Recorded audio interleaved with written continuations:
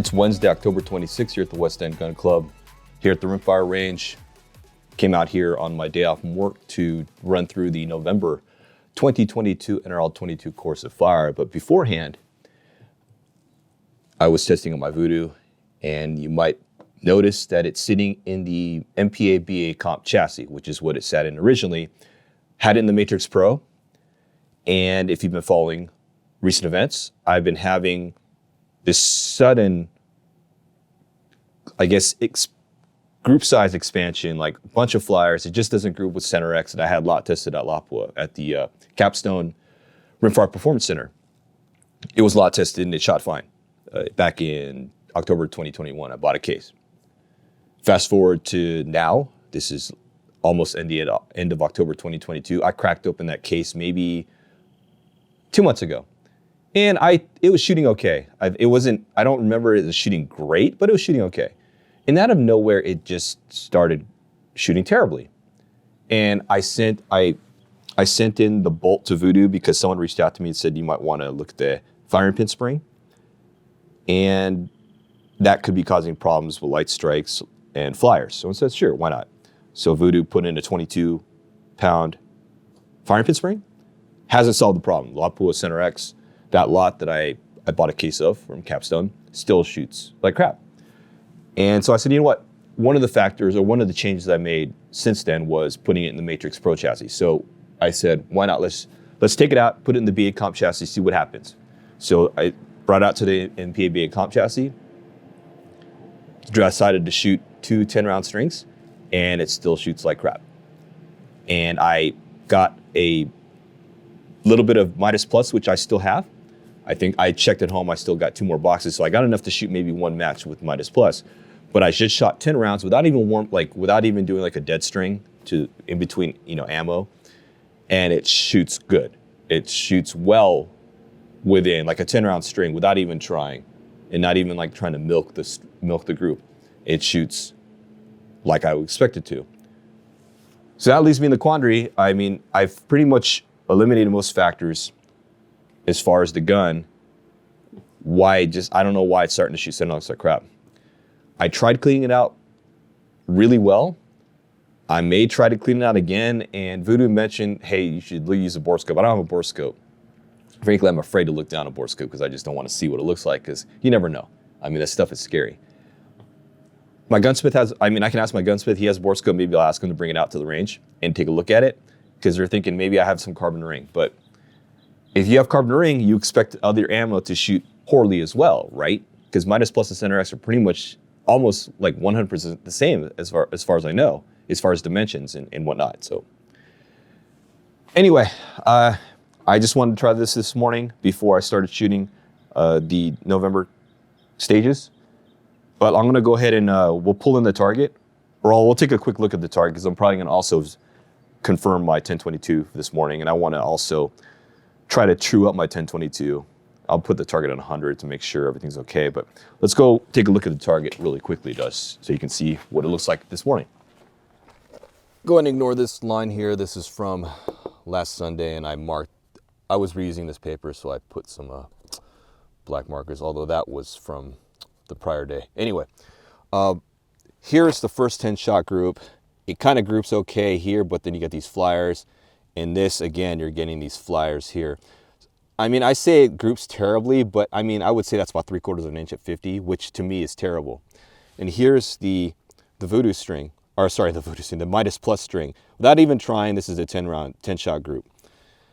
So I don't know what's going on here. You're getting this huge dispersion here on these groups with Center-X.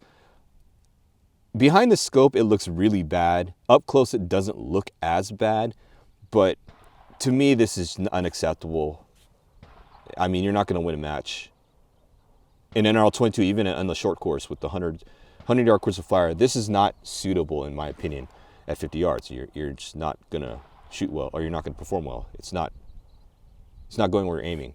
I mean, this is exactly, I was come up about 1/10 of a mil, but this is good. So, right now I'm going to be on the hunt for ammo, probably, unless I can try to figure out more things with this. Not entirely sure what I'll do with this ammo. People have been asking me about it. I don't know. I'm probably gonna end up keeping it though. I got like the better part of a case. I think I got 7 bricks left. And but I need to find ammo that'll shoot my Vudoo right now because I'm almost out of Midas Plus. I think Eley match shoots well. I didn't bring any with me, but I only have I didn't even buy any of that. I think I maybe have 3 boxes of that. So I'm not entirely sure. I'm gonna have to hunt for same ammo, and as you know, Rimfire ammo is always in short supply right now, even the good stuff. So I'm gonna have to figure something out. But in the meantime, my 1022 is shooting well. I think it's shooting well enough to shoot to compete in NRL22. And aside from my magazine dropping out at the last match because of that speed lever, it's a good gun. But I'm gonna go ahead and bust that out real quick and try to do a little bit of testing with it, and then we'll start running through the November 2022 course of fire.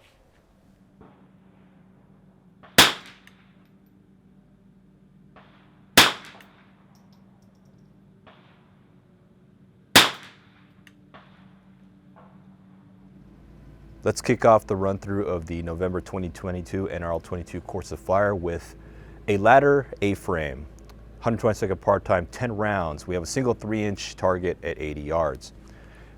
We have an interesting layout here. We have a rooftop with the peak facing the right side. We have 3 tires stacked and the ladder on top of the tires in this manner. We are going to start standing, rifle all gear in hand, mag in, action open. On the start signal, the shooter will engage the target with 2 rounds in the following order. Lower portion of the ladder says bottom quarter. Then upper portion of the ladder, upper quarter. Then prone underneath the ladder. On top of the tires, then using the rooftop. So basically 2, 2, 2, 2, and 2, 10 rounds. This is the bonus time stage.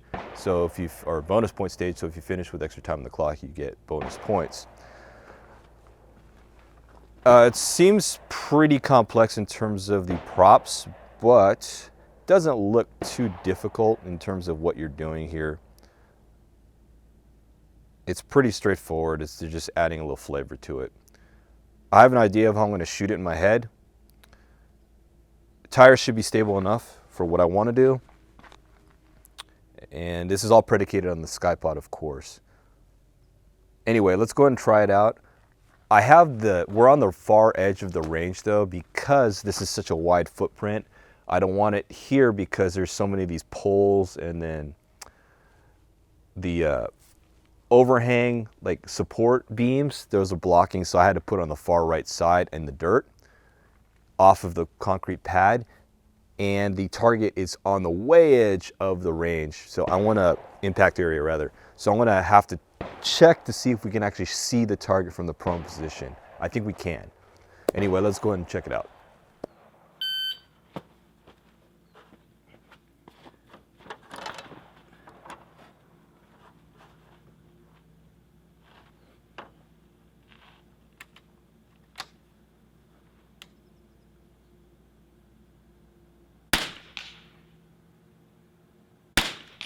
Safe.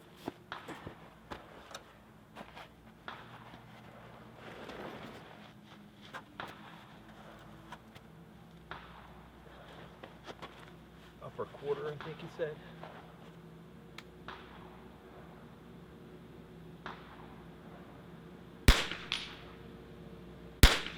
Safe.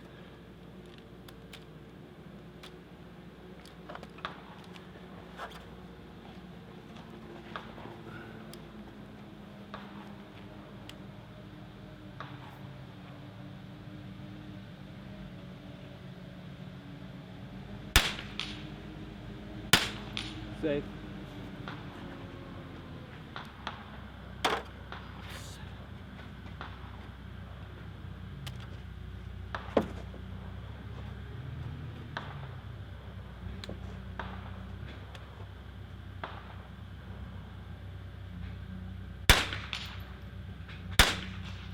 Safe.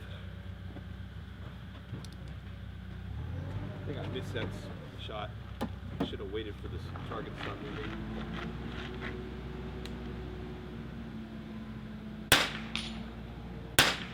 Safe. I just noticed that I got a hole in my bag because there's bees paint's coming out. If you hear a bulldozer behind me, they're just doing range maintenance, which is the usual thing here on weekdays at the range. So it might get a little noisy. Anyway, I did notice that I was spilling Get Light fill, unfortunately, and there's a hole in this bag, and it's a stitch basically just broke, and it's allowing the seam to open up when I'm using the bag. Unfortunately, I didn't bring a spare bag today, so I'm going to be spilling some Get Light fill. I tried to duct tape it, but duct tape and wax canvas just doesn't stick. I wish I had gaffer's tape with me because that will stick. It should stick, but yeah, the duct tape is not holding.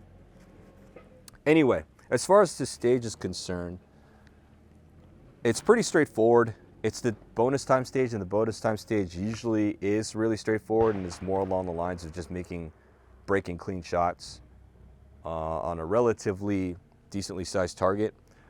I ran the Coltac D-bag on the Area 419 rail changer, and then I ran the game changer bag for rear support.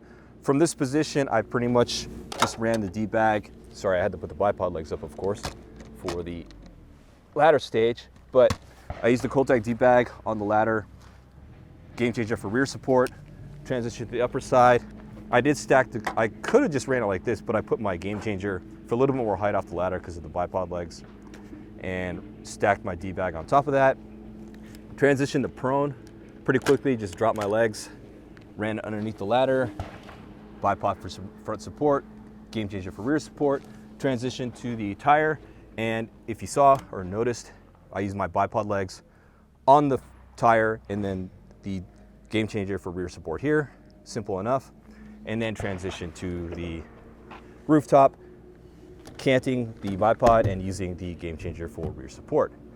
Simple enough. Some people may elect to go ahead and just use the bag on the tire for front rifle support here, and just use their knee position to just bring their knee up and shoot like this. That's one way to do it. For me, it's easy enough to just get the bipod on here with the SkyPod and a Arca rail. I can adjust it accordingly, and it's just like shooting off of a table, wobbly table, but just shooting off a table. Anyway, pretty straightforward. I don't think it's going to be too difficult for most people. Just wait for the target to calm down. As I said, I think I missed one, or if I grazed the target, but I think I did miss one shot. Didn't wait for the target to settle, but again, it's a relatively large target at 80 yards, 3 inches, so you should be able to clean this stage without too much difficulty. Anyway, let's go ahead and move on to the next stage of fire. Next stage of fire we're running through is called Barrel and a Horse, 120-second part time, 12 rounds. We have 3 targets, 2-inch at 55, 2.5-inch at 65, and a 3-inch at 75. No real restrictions, 120 points possible because 10 points per impact on a 12-round stage. You're going to start standing rifle and all gear in hand, mag and action open. On the start signal, the shooter will engage each target from near to far, 1 shot each in the following manner and order. On top of the 55-gallon drum, top of the sawhorse, bottom of the sawhorse, and then prone position. There's a slight gap between the props here, so I'm guessing you can shoot prone there, but it doesn't really tell you where you need to shoot prone, so you can do it wherever, as far as I'm concerned. Pretty straightforward. It's just 1, 2, 3, 1, 2, 3, 1, 2, 3, 1, 2, 3. Let's go ahead and run through it.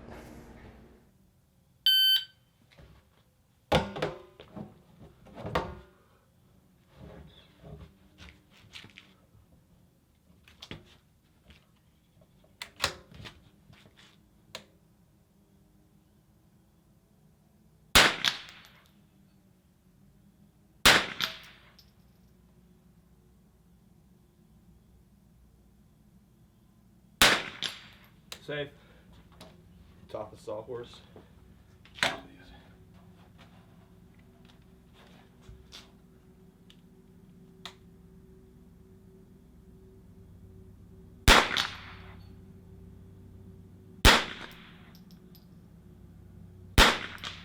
Safe.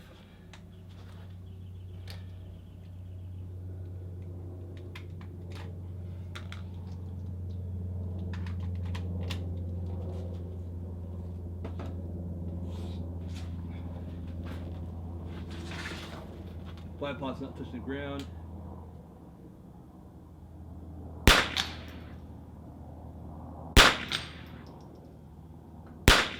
Safe. and prone. Let's just go ahead and go right here.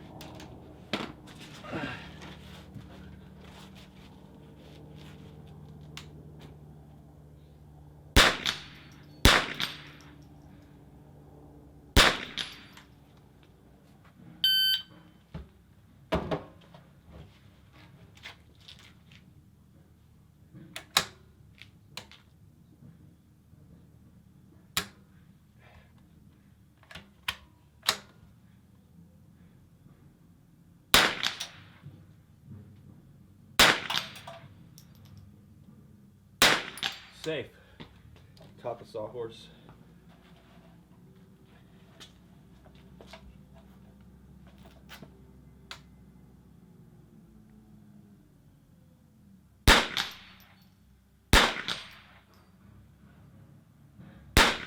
Oh, safe. Missed that one.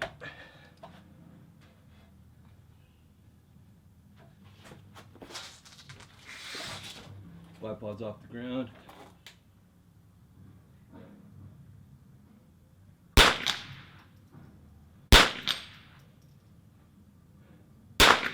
Safe.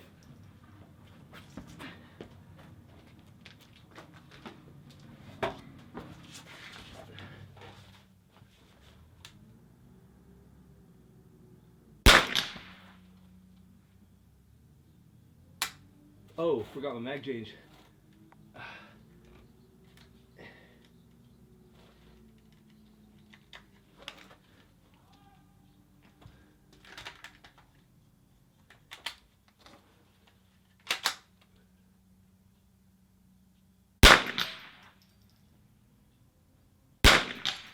Safe. This stage is pretty straightforward as well, not too difficult. I ran it twice. I did lose a shot on both of them, or both runs. I finished with about 100 seconds elapsed, I think both times. Just don't rush it. Plenty of time to shoot this stage. It's so simple, at least because you're getting 3 shots off from each position and you're just racing through it. And I think my holds here was, I was like 0.1, 0.4, 0.7, but then I just dialed a tenth, so I'm just holding 0.3, 0.6. And yeah, it's not that difficult. I ran the bipod really close to my mag well just so I could use the bipod on the barrel.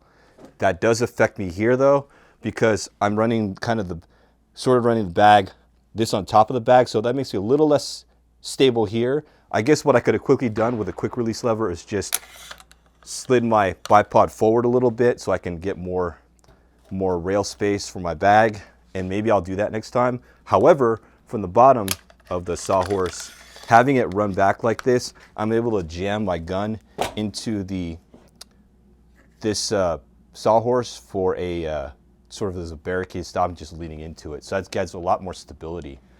Lots of different ways to approach this. And depending on how flexible your gun is or how versatile your gun is, you'll have lots of ways to get good support in a stable shot. Don't rush through it, just be smooth on your movements, be efficient, kind of know what you need to do on the fly, and you should be good to go. But let's go and move on to the next stage of fire. Next stage of fire we're going to run through is called Tower Defense, 120-second part time, 10 rounds. We have 3 targets. We have a 1.5 inch at 50, 2.5 at 90, 4 inch at 100. Issue here is that the way they laid it out, it appears that the 90-yard target is way off to the left from I guess your direction at which you're going to be looking at the 50 and 100, because the 50 and 100 are relatively in line. However, the 90-yard target's way off to the left by about 15 feet. So you're going to have to be swinging wide and trying to locate your target between your targets. Anyway, you can start standing, rifle and all gear in hand, mag in, action open. On the start signal, the shooter will engage the targets in the following manner of order. Top of one of the vertical blocks, near to far, 1 shot each. Lower block between the 2 vertical ones, far to near with 1 shot each. And then then on top of the other vertical blocks from which you started from, opposite of the one you started from, near to far, 1 shot each, except the last target will have 2 shots. Pretty straightforward. You're just going to go near to far, 1 shot, far to near, 1 shot, near to far, 1 shot each. So pretty much 3, 3, and 4. Pretty straightforward. It's just going to be that target, trying to locate your target as you swing between. You're going to be swinging left to right every time you transition. So let's see how this goes.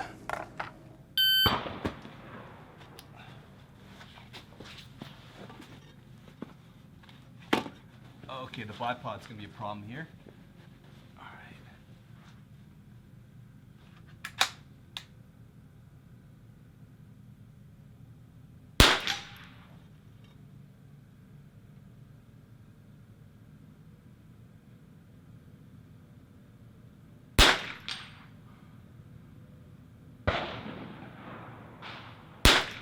Safe. Far to near.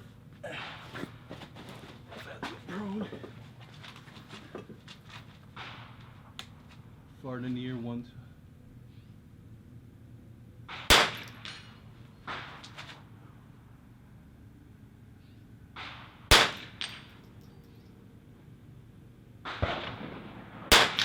Safe. Near to far.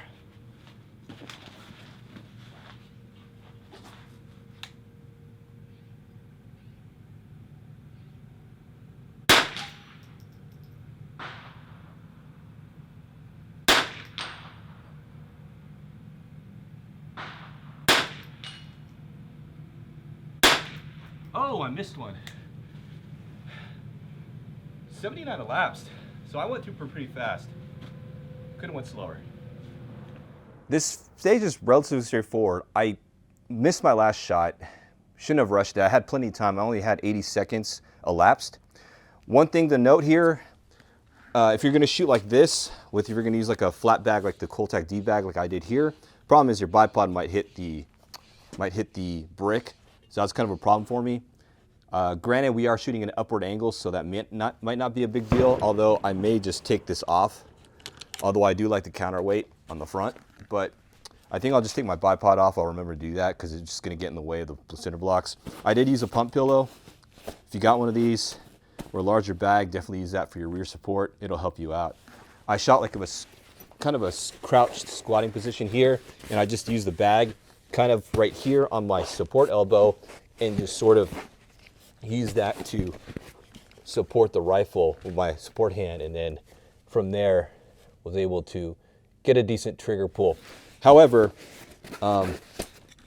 if you have the mega bag, which I didn't bring with me, that'll be much better. I know a lot of people are not liking people using huge bags like that, but the pump pillow can work like this. Notice how I have both my elbows here, kind of just squeezing them together and getting my gun here and pretty much just letting the rifle balance on the front end of the rest, and I can just take a clean shot here and just swing left to right.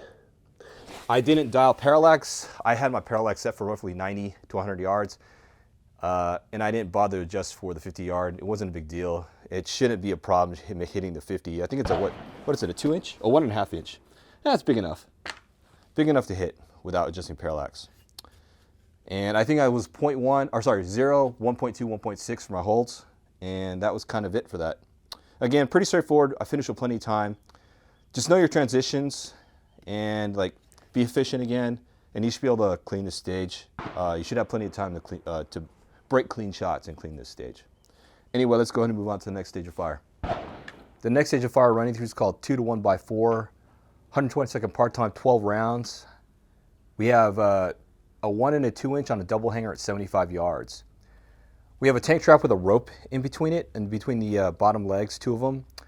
And it says the rifle must only be supported by the rope and not be directly supported by the tank trap leg. A front bag may be used between the rifle and the rope, but not between the rope and the ground. However, it doesn't say anything about the rear bag. So I think you can still run a rear bag from what I'm reading here. But that's how I'll interpret it. You can start standing, rifle and all gear and hand mag in action open. On the start signal, the shooter will engage the large target with 2 shots, then the small target with 1 shot in the following order. Each tank trap tip, however the shooter, in whatever order the shooter wants to shoot it in, then from the rope supported by legs of the tank trap. So it's basically 2 shots large, 1 shot small, so 3, 3, 3, and 3 for a total of 12. Pretty straightforward as far as what you're doing, and the difficult part will just be the rope, shooting on the rope. But let's go ahead and try this stage out.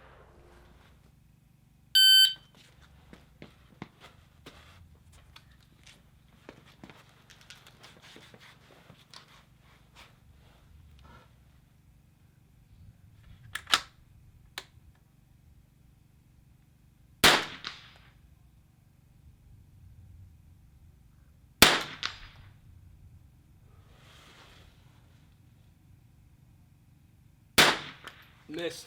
Safe.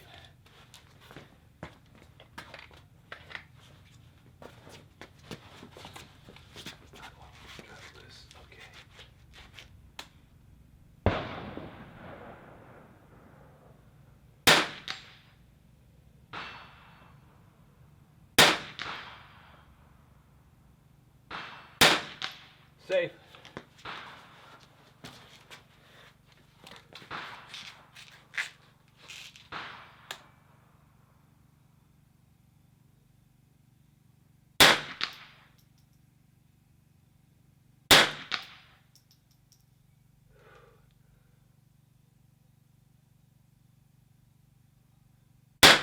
Safe.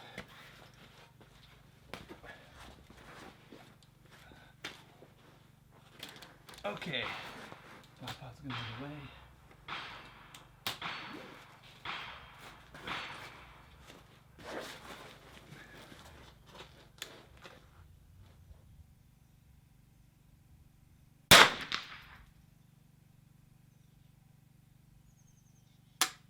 Oh, mag change. Forgot about that. 2 more rounds.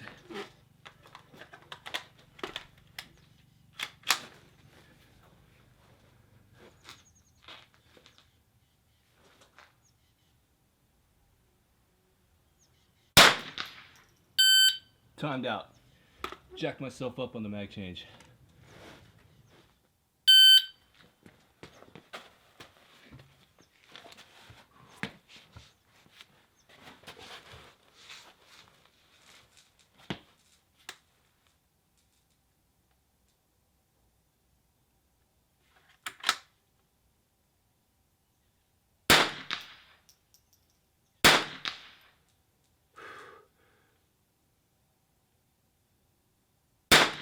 Safe.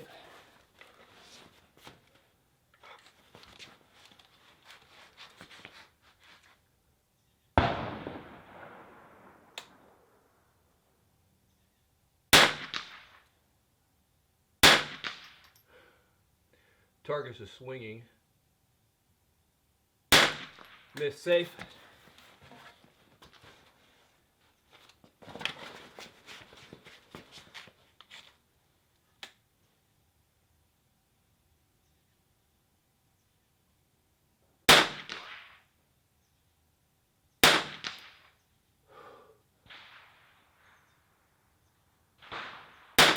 Safe. Mag change. Whoa. Mag change. Lost my bag, which is fine. Why my bipod is up like this? Because of the kickstand earlier. Cut under. Oh, and the rope is too. Okay.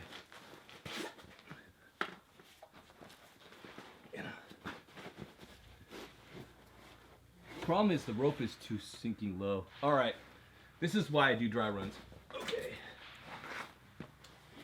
Let's go.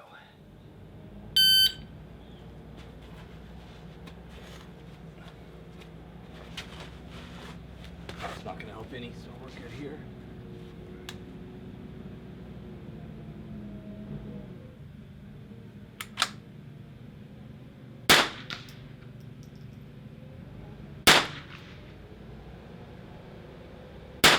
Safe.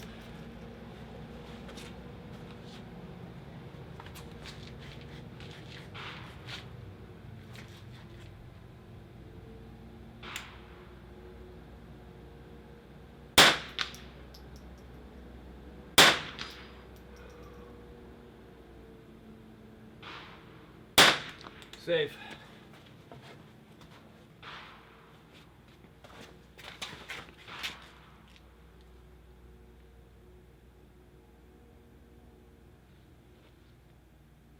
Oh, I'm too tight on my target here. Oh, there it goes.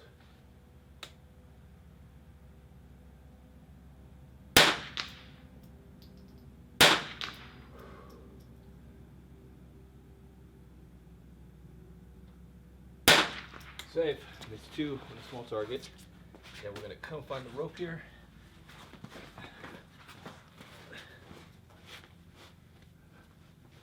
We have like 0 elevation.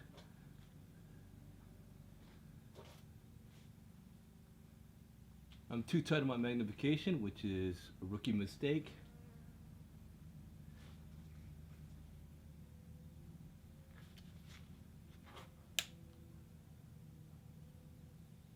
And I forgot my mag change, of course, which is costing me plenty of time.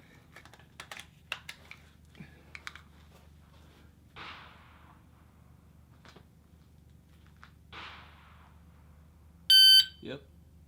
This stage is straightforward from what you're doing, but the rope is what adds to complexity here. Plus it's a 12-round stage, so you forget the mag change. I ran it a few times.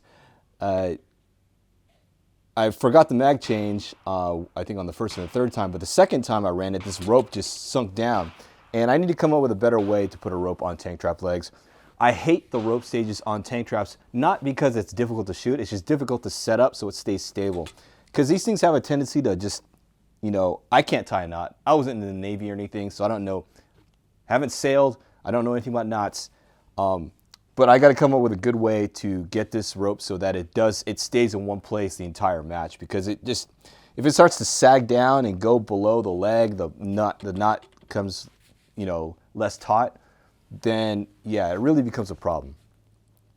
I'm going to have to put the rope higher though. We're going to have to, because if it sinks too low, the problem is you can't get enough elevation on the target. And it's a good thing that I ran this stage today, because a lot of people ask me, why do you know, don't you have an advantage running the stage all the time? It's like, yeah, technically I do. But that's not the reason why. Honestly, I would practice this match regardless of whether I was an MD, a match director. But one thing that just came about on this course, or this particular stage that I discovered, is that the target, the bottom target on the double hanger is barely visible in that berm. So what I'm going to have to do for this specific stage, for this specific position for the prone off of the rope, we're going to have to come up with a taller target stand. So I'm going to do that for this one. I'm going to make note of that. It's going to come off the ground a little bit more, like maybe 6 inches more off the ground, just so people can see it from this position. So that's why I do these things, because it sucks to find this out on match day. Because if we start shooting and the first squad to shoot this stage comes here and says, oh, we can't see the bottom target, it's like, oh crap, ceasefire, then we have to go fix it, and it slows down the match. It's exactly why I do these match, you know, these match run-throughs before match day. Anyway, I'm going to take some notes. Other than that, this is a straightforward stage. That small target, I think it's a 1.5 I just said, 1.5 inch. It is kind of small for 75, especially when you're shooting off a tank trap and it's moving because it's on a double hanger, right? So when you shoot that, your 2 shots on the bottom target and then you're waiting for the top target to stop swinging, then you'll take your shot. So that's where you kind of lose time on this stage, is because you're waiting for the target to settle down. Anyway, not much else to say as far as tips are concerned. But let's go ahead and take down some notes, and then we'll finish up on the last stage of this course of fire. Last stage of fire we're going to run through is called Stay Steady and in Focus. 120-second part-time, 10 rounds. We have 3 banks of targets. We have a 1 inch on a double at 30 yards. We have the full KYL rack with the quarter, half, 3/4, and 1 inch at 42 yards. And we have a 3 inch on a double at 100 yards. 10 rounds, 100 points possible. Standing, rifle and all gear in hand, mag in action open. On the start signal, the shooter will take a prone supported position and engage each target with 1 shot each, hit to move on in the following order. 1 inch KYL far target, 3/4 inch KYL near target, 1/2 inch KYL far target, 1/4 inch near target, 1/4 inch KYL far target. So you're basically alternating between far, near, far, near, far, near after you shoot the KYL. Engage it each time. So engage KYL 1, far target, engage KYL 3/4, near target, 1/2 inch far, 1/4 inch near, 1/4 inch far. It's going to trip people up simply because it's just a memorization test. But yeah, outside of that, it's pretty straightforward in terms of your in the prone position. So let's go ahead and run through this one and see how it goes.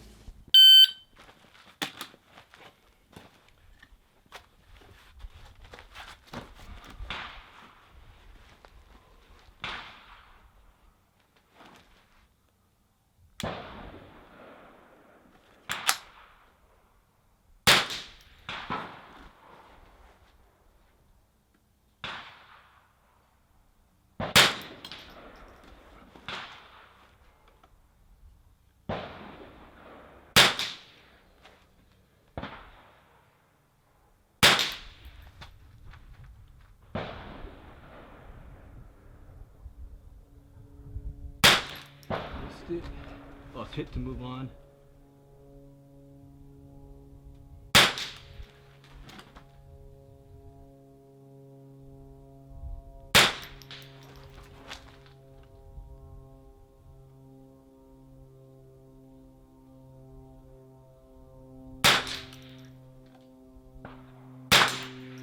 I think I'm out. No, I have one round left. I have one round left on the quarter. Missed it. I think that's my last round. Yep. Drop 2.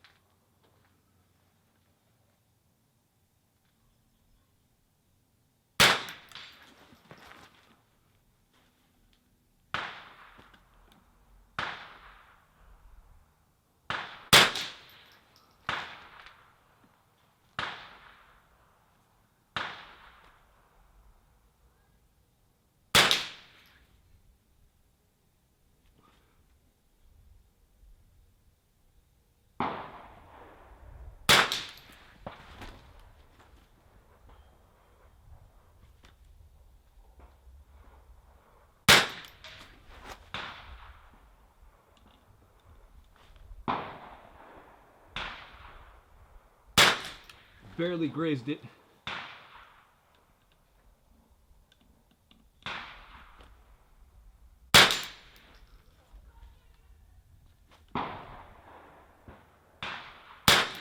Missed it. Yeah, is that my? No, I got one. Oh, I was missed. I got to hit to move on. Remember that hit to move on.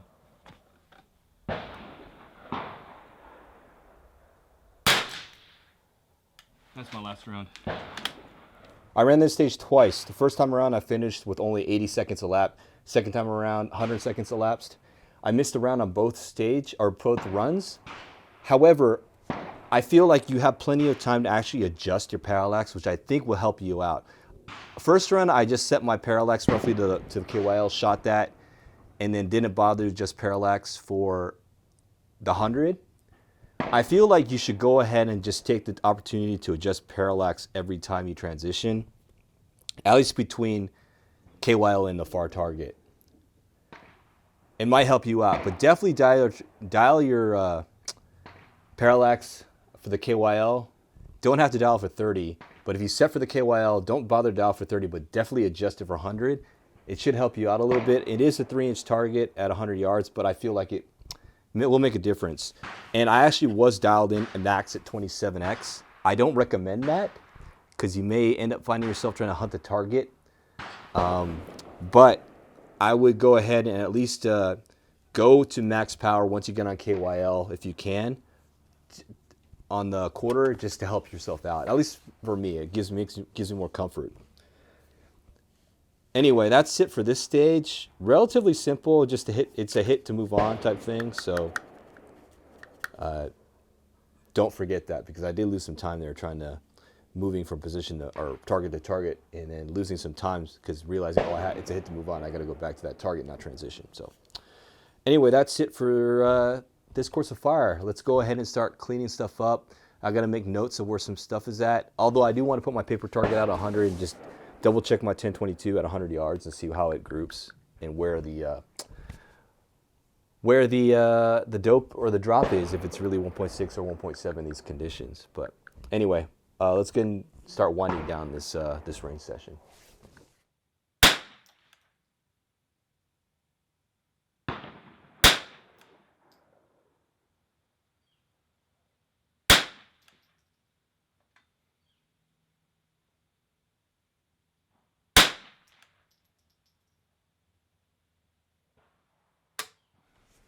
Let's take a quick look at the target after a shot at 100 yards with the 1022 and the Eley ammo. We're looking at about 1.5 inches for a 10-shot group here. This is a little bit over 1.5 inches, so not that great. Another 5-shot group right here, but this is also pretty far out there beyond 1.5 inches. But here's a solid 5-shot. I would say this is less than 1 inch. Yeah, about 3/4 inch center to center at 100 yards, which is pretty good. It's windy today, so some of this, there's a funky left to right and it's a downdraft, so 1.6 mils and it's just kind of dinking down because the wind is left to right and it's pushing down, I guess. Not reflected here. I was actually shooting at this point here. I think I was shooting this point right here. I shot one round and started shooting and then see an up and down string there. But if you catch a good wind condition, it's not too bad at 100 yards, but it is what it is. We'll try to get some data off of this, but I think 1.6 is roughly where we'll be for, I did play with 1.7 here, but 1.6 is where we'll be for 100 yards. So I'll try to true it up because I don't really have a BC for the Eley ammo. Anyway, oh, sorry. I didn't point this out. I think this was a 7-round group with at 50 yards to the Eley, and this is a 5-round group. That's pretty impressive, actually. That's legit 5 rounds. Not lying. 5 rounds. I was surprised by that. At 50 yards with the Eley, 1022. It's almost noon. I've actually been here nearly 6 hours. It is kind of exhausting to do these run-throughs, only because, you know, I have to prep all the stages, rearrange them to see how I see fit, double check everything, take notes. So it's actually quite a bit I do here, and that's what makes the match days go faster and smoother, is because I'm already prepared on how to lay things out. So you spend the time now, so you're not spending it on match day. So anyway, this course of fire for the November 2022 NRL22 match, course of fire, I would say it's pretty low difficulty. I would say you don't have like some of those difficult stages where you're constantly moving, taking one shot move. So that's eliminated. So I don't think there's going to be a stage here where people time out. I think the only one will probably be the tank trap will be coming close. But that's going to be contingent on how well that rope is set up. So I'm going to try to take some time to figure out a way to get it so the rope can be set up and it doesn't lose tension as the match goes on and as multiple shooters use it. But this is a good novice course of fire, I would say. If you're very new to precision rifle shooting off of barricades, this should be a good match to go to. There should be a wide variety of things to do, and it's not difficult as far as the stage design and the cadence. So as far as my Vudoo, I think it's just simply the ammo right now. So I'm going to have to find new ammo. I've tried different stocks. I don't know if I'm going to bother trying to bore scope it and re-clean it. I just think that if Midas Plus shoots perfect out of it, I don't see how cleaning it could help. But I don't know. I'll think about it a little bit more, but I'm going to start shopping for ammo. 1022 shooting well. Pretty happy with it. I just don't like the feel of semi-auto. The way it feels when you're shooting it, like the pulse, the recoil pulse just feels weird. I prefer bolt gun. Just feels better. I don't know, that's just me. But I'm confident in this gun. I can shoot it. And I just need to figure out a way to true up the dope, because I think it's close to what I blindly took an Eley BC reference that I found online, and I plugged that into the calculator, and it seems to be about right for Eley ammo coming out of this gun. But if I can find a better BC or figure out how to true it up, I'll try it out. But right now, I think I'm comfortable shooting this gun in NRL22. Then this thing, this Kestrel KST 1000, hands down, I mean, right now I will say it's the best timer you're going to find right now. I haven't even tested for other things outside of Rimfire. I was going to try to shoot it today, but for pistol, but I didn't bring any 9mm with me other than my CCW gun. I didn't bring any ammo with me. So another time I'll try to put it in pistol shooting and in rifle shooting, like centerfire AR carbine. But right now I like it simply because the screen is just so readable. It's easy to use. Like I can hand it to somebody, hey, just hit go, right? Like the CED 7000, there's so many things you have to reset. I think you have to I can't remember what the names of the buttons are. I just hit lower left, upper right to clear, and then start to go. And with the CED 7000, sometimes if you hit like the reset twice in a row, you'll clear out the par time, and people don't realize that there's no par time set up. So you have to go in the menu and figure out how, and just set the par time again. It's really clunky. I mean, if you know what you're doing, it's simple to use, but to hand it to somebody, say, hey, here, can you time me? they don't know what to do. Here, it's just here. Hit the green button, go, and you're done, right? Part-time won't reset. You've got presets too, and like there's so many different things you can do with this, and I haven't even explored yet. And hands down, it's $300, but I still think it's worth it because of you're gonna have less problems just using it in a match, for anybody can just pick it up and you can hand it to somebody. Hey, you can run the line for us, or at least for me, since I'm the squad leader. Just run the line for me while I shoot, and then I'll take it back. But it's very simple to use. So that's why I'm gonna have a more thorough review. But right now I'm really liking it, just for NRL22. And I mean, it just feels rugged. I haven't drop tested it yet. I'm not about to right now, but yeah, it's definitely sturdy. It's Kestrel. I mean, it's Kestrel quality, waterproof, etc. Anyway, look for more on this.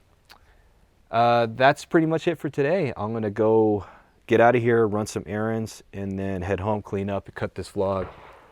And no work stuff today. I'm pretty much have no meetings to worry about that. Like, it's critical for me to be on today, so it's all good there. The match for this upcoming month for November is going to be November, I think it's 27. Whatever the Sunday is after Thanksgiving, that's what it's going to be. So it's on Thanksgiving Day weekend.